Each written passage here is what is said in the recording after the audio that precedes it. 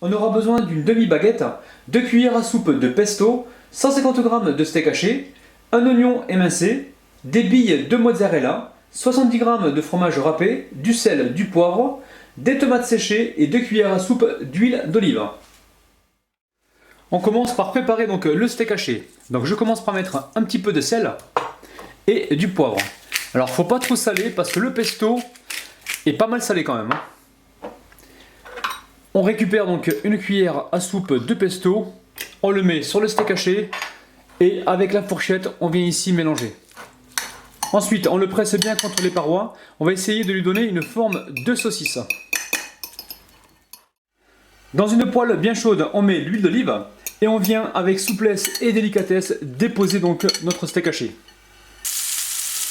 On n'hésite pas à récupérer donc 2 fourchettes pour lui donner donc une belle forme. On va pouvoir donc le retourner.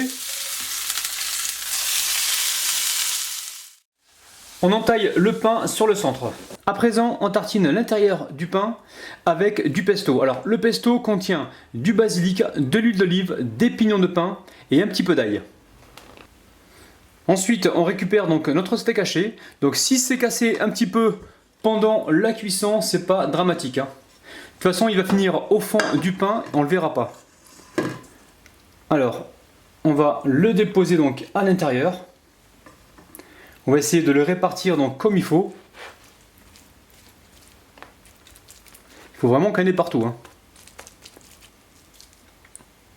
On y met à présent les oignons crus. Donc ça va apporter de la fraîcheur, du croquant. Ça va être vraiment super gourmand. Ici, je récupère donc des tomates séchées. Donc on va les détailler soit avec le couteau, soit avec les mains.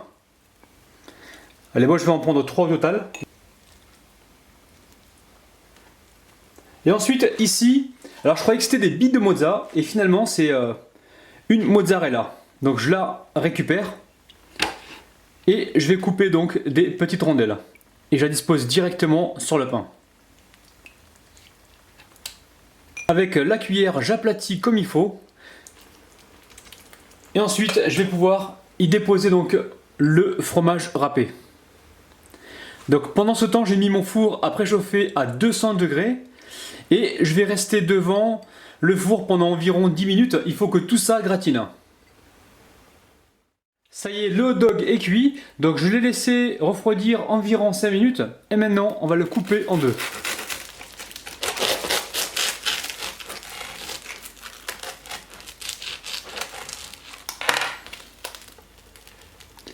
Alors je vous montre l'intérieur, c'est hyper gourmand.